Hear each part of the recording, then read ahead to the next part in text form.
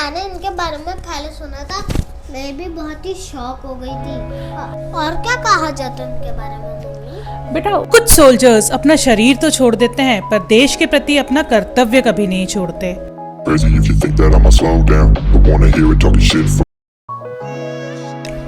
Mummy हम लोग border movie तो देखने जा रहे हैं, लेकिन आप मुझे ऐसे कोई इंडियन सोल्जर की स्टोरी बता सकती हो जो बहुत ही अनबिलीवेबल हो और बहुत ही इंस्पायरिंग हो? हाँ बेटा, आज मैं आपको रियली एक अनबिलीवेबल स्टोरी बताती हूँ जिसमें हमारे कंट्री के एक सोल्जर शहीद तो हो गए बट उसके बाद भी उन्होंने अपनी ड्यूटी नहीं छोड़ी। चलो मैं उनके बारे में आपको पूरा बताती हूँ।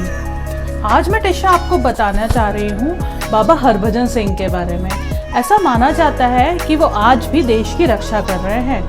बात है 30 अगस्त 1946 की। पंजाब में एक नॉर्मल मिडिल क्लास फैमिली में उनका जन्म हुआ। उनके मन में देश के लिए ना शुरू से ही बहुत प्रेम था, तो उन्होंने सिर्फ 19 इयर्स की एज में इंडियन आर्मी ज्वाइन करी। उनकी पोस्टिंग हुई सिक्किम में। तो बेटा वो बहुत बर्फ़ होती है, तो उनका पैर फिसल गया और वो पानी में बहते बहते बहते कहीं पहुंच गए और बेटा वो इस दुनिया में नहीं रहे, उनकी डेथ हो गई। अब उनके साथी उन्हें ढूंढ रहे कि अरे हरभजन सिंह कहाँ चले गए, हरभजन सिंह कहाँ चले गए। फिर 3 दिन बाद वो अपने बेस्ट फ्रेंड के सपने में आए और उन्होंने बताया कि मेरी बॉडी ना यहाँ पर है।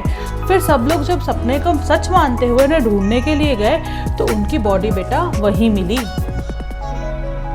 मम्मा बस से कहानी यही था क्या? नहीं बेटा, अब तो असली कहानी की शुरुआत होती है। ऐसा कहा जाता है कि जब भी कोई ड्यूटी पे रहता है और उसकी आंख लग जाती है, वो सो जाता है, तो बाबा जी आके ना उसको चाटा मार देते हैं। और ये डर के लिए नहीं, ये उसको अपना राष्ट्र धर्म सिखाते हैं। और क्या कहा जाता है उनके बारे में? बेटा ये डेथ के बाद भी प्रमोशंस मिलते रहे और उनको साल में जैसे कि सब आर्मी वालों को छुट्टी मिलती है ना, तो उनको छुट्टी भी मिलती है। ट्रेन में उनके लिए एक खाली सीट होती है, रिजर्वेशन होता है। 3 लोग उनका सामान लेके जाते हैं, उनके घर में छोड़कर आते हैं। और उसके बाद बेटा अभी भी उनके लिए बेड सजाया जाता है, उनकी यूनिफॉर्म रखी जाती है, शूज़ पॉलिश किए जाते हैं। यहाँ तक कि ऐसा भी कहा जाता है कि जब भी इंडिया और चाइना की मीटिंग होती है ना, तो एक सीट उनके नाम पे खाली छोड़ी जाती है। अनबिलीवेबल है। हाँ बेटा, ये रियली अनबिलीवेबल है और इनके बारे में आप सबको भी जानना बहुत ज़रूरी है। जब मैंने इनके बारे में पहले सुना था मैं भी बहुत ही शॉक हो गई थी। इनकी स्टोरी के बारे में सच में सुनना चाहिए। और बेटा मैंने तो ये भी सुना है कि अगर कोई खतरा होता है इंडिया को, तो वो पहले ही सपने में आके बता देते हैं कि ऐसा कुछ होने वाला है। जैसे कि कोई सपोज हमारी कंट्री में घुस रहा है या कोई ये प्लानिंग कर रहा है, तो भी वो अपने फ्रेंड्स के सपने में आके उन्हें पहले ही बता देते हैं। इसी शौर्य गाथा और डेडिकेशन के लिए बेटा उनको सम्मान देने के लिए एक मंदिर भी बनाया गया है। उनकी कहानी हमें सिखाती है कि नेशन के लिए हमारी ड्यूटी कभी भी खत्म नहीं होती।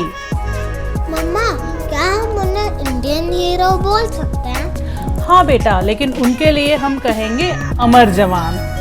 अमर बाबा हरभजन सिंह अमर रहे। कुछ सोल्जर्स अपना शरीर तो छोड़ देते हैं पर देश के प्रति अपना कर्तव्य कभी नहीं छोड़ते। मम्मी हमारा देश इतना मजबूत कैसे है? बेटा देश मजबूत सिर्फ इमारतों से नहीं होता। देश मजबूत रखने के लिए लोग अपना सुख, अपना चैन, अपना सुकून और कभी कभी अपना जीवन भी न्यौछावर कर देते हैं। देश कभी ऊंची ऊंची इमारतों और मिट्टी से नहीं बनता, ये देश बनता है हमारे वीरों के खून बलिदान से।